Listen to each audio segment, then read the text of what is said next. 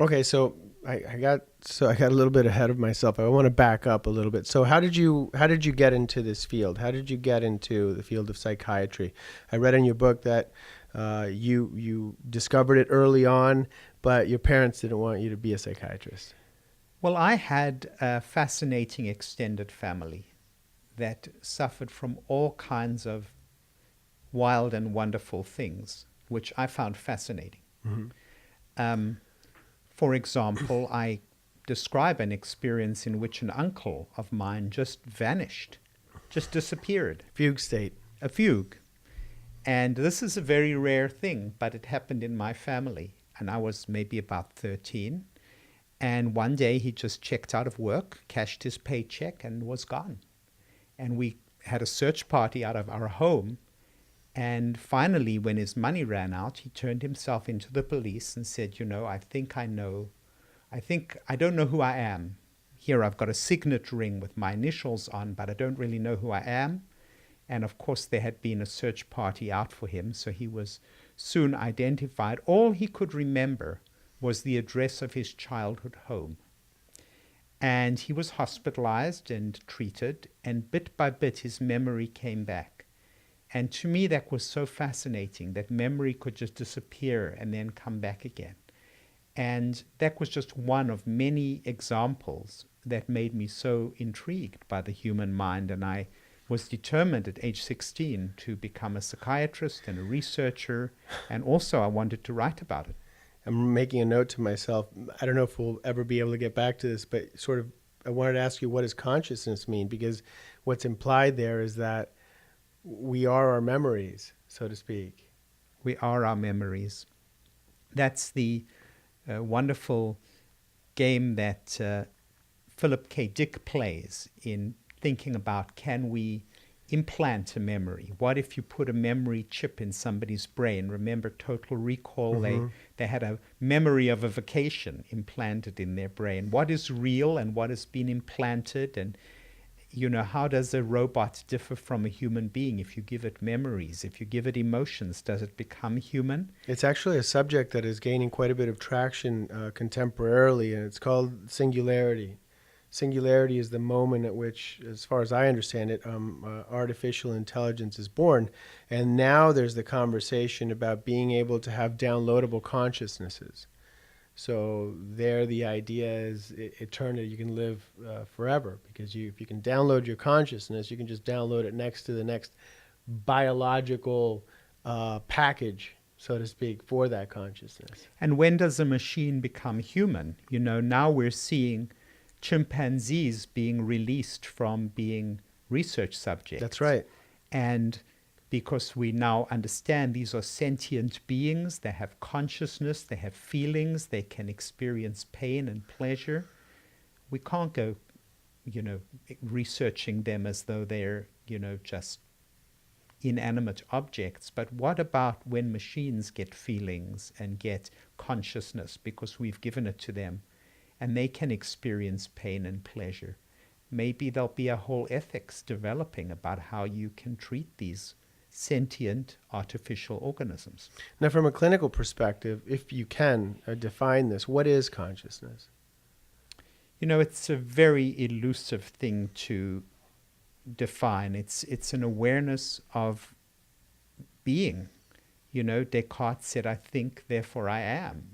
And it's a capacity to even know that you're alive and that your surroundings are here, but it's some higher level of being able to process that, because you could say a computer could be aware that it existed, it could be aware of its surroundings, but it's this higher level of being able to, to use your word, contextualize it.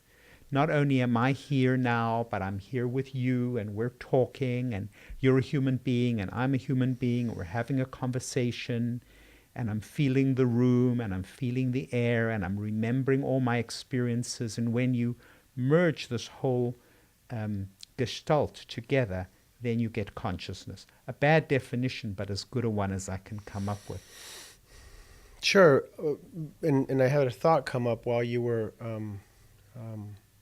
working that out, which is this sense of this feeling of who am I? And I read in one of the earlier chapters of your latest book an incident that occurred to you at your high school, or was it a junior high school, where the headmaster had caught you with your head in the wrong textbook. You were in a history class and you were doing your Latin homework, and he decided that merited corporal punishment. And I guess that was the custom back then, however barbaric it was. And as he was administering the corporal punishment, your head split into three. Yes, I think a lot of us, and certainly I have this experience of being more than one person. Right.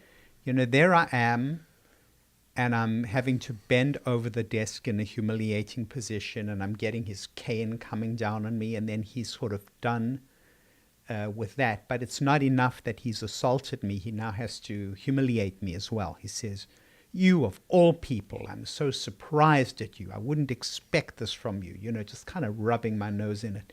And part of my brain says to me, what do you know about me?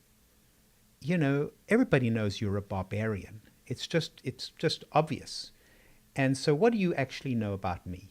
And, but then another part of me said, wait a sec, just suck it up, This is not a time to start getting into it with him. Get the heck out of this office.